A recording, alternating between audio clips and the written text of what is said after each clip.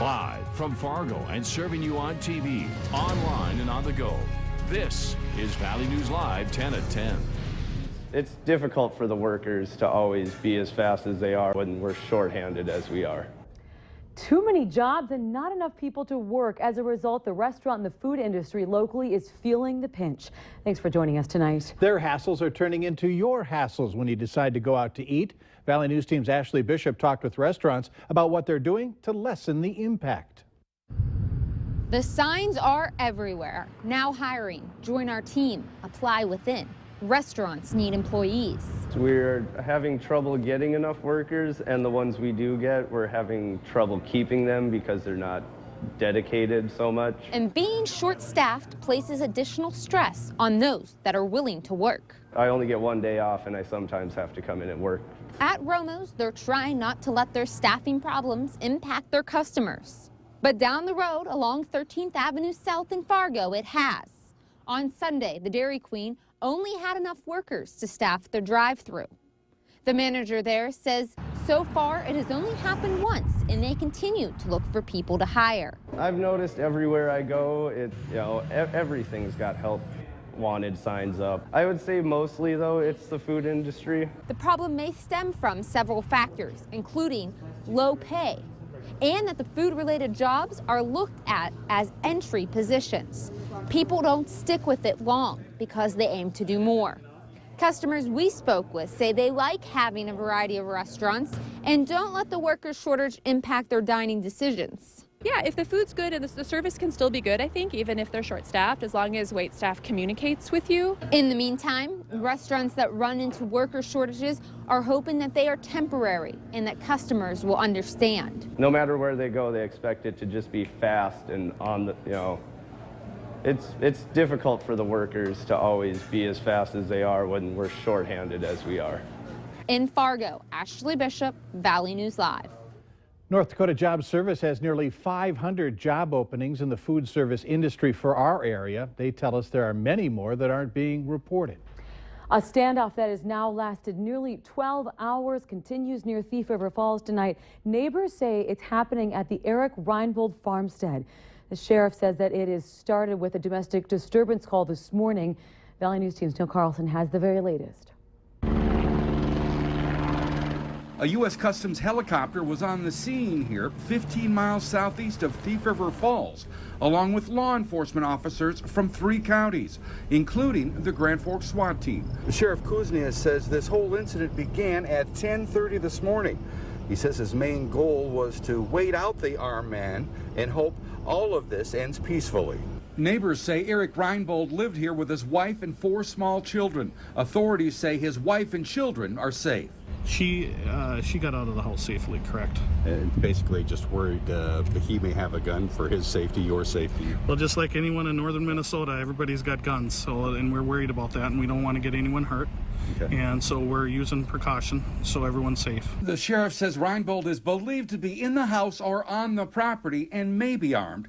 Officers spotted him around 11 a.m., but haven't been able to contact him by phone. He won't answer this phone. And that's why we're trying to get other communication inside to him if he's there or in the woods, so we can get communication to him. The Grand Forks SWAT team sent in a robot with camera gear and other communication equipment to try and get a conversation going without risking anyone's life. And you've never heard any gunfire or anything? No, we have not. Okay. The standoff continues here near Thief River Falls. Neil Carlson, Valley News Live. We'll continue to follow this story and keep you up to date with the latest developments here and on valleynewslive.com. The local Liberian community is speaking out after a string of violent events between 2 groups in South Fargo, saying Liberians in our community are being misrepresented. Isaac Nema and Luke Goodrich are behind bars tonight. Police accuse them of several violent crimes over the past 4 days. Today, Fargo police met with the Liberian community to talk about the crimes and solutions.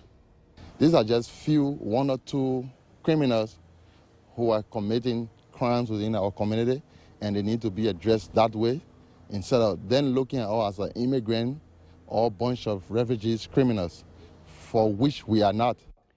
Police say the fights were not gang-related and they didn't have anything to do with their Liberian culture, adding that the two arrested are living in the country legally. Minnesota legislators will be back at work tomorrow. House Speaker Kurt Daudt announcing tonight that legislative leaders have reached an agreement on a one-day special session. It's going to begin at 10 o'clock tomorrow morning with the purpose of funding the state government and avoiding a shutdown.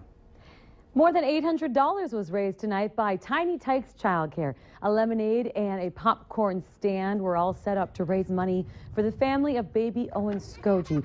The infant found unresponsive at a West Fargo daycare last week and later died from what authorities say was blunt force trauma to the head. The money raised will be matched by Healing Arts, Chiropractic, and by Craft Concrete.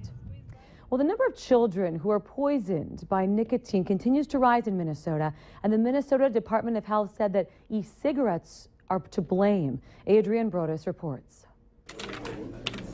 They said it was an accident. 7 days a week. Yeah, can I just grab the patient's name? 24 hours per day. These men and women. How are you feeling now? Are on the front lines saving lives. Rebecca Lang has worked with Minnesota Poison Control 1 year, and she says she's noticed a change. Yeah, definitely I've noticed an increase in those calls. Callers needing help after a child has ingested nicotine used in e-cigarettes. Wednesday, the Minnesota Department of Health released a report showing nicotine poisonings among children 5 and under are on the rise. Ongoing use of nicotine may harm brain development during adolescence. Research indicates that potentially negative implications in adolescence for learning, memory, attention, behavior problems, and future addiction. 3 e-juice poisonings were reported in children in 2012. That number jumped to 62 children in 2014. Children often mistake the e-juice for candy or a drink. Health officials are encouraging parents to keep the products away from children. A child could be severely poisoned or even killed by a very small amount of liquid. For example, if a 22-pound child were to encounter a bottle of 3.6% e-juice, the minimum lethal dose would be 1/3 of a milliliter. There haven't been any reported child deaths linked to e-cigarette products in Minnesota, but half of the calls in the last year required medical attention. In 2014, 62 children living in Minnesota were poisoned by nicotine.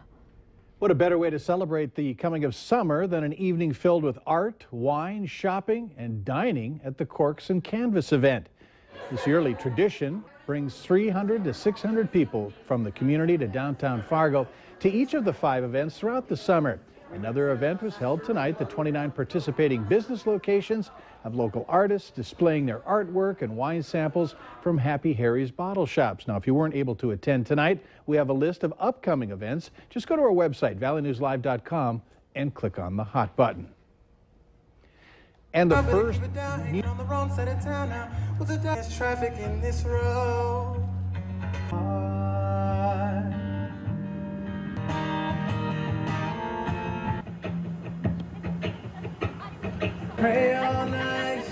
And the first music montage was held tonight at the Great Northern Park located in downtown Fargo. The events will feature an open mic format inviting talented local musicians to perform for a crowd of all ages. Now, if you missed the event tonight, there will be 3 more held throughout the summer on July 9th, August 13th, and September 10th. Now, if your kids are already bored as summer creeps closer, the Fargo Park District does have an answer for you. It's called Park It, and it gets kids learning about art and creating it while taking in the sunshine and fresh air. Today at Bennett Park, painting, drawing, and making jewelry were all part of the fun activities. Park It happens every Thursday from 1 to 4 at a different park every week. You can learn more about this at the Fargo Park District's website.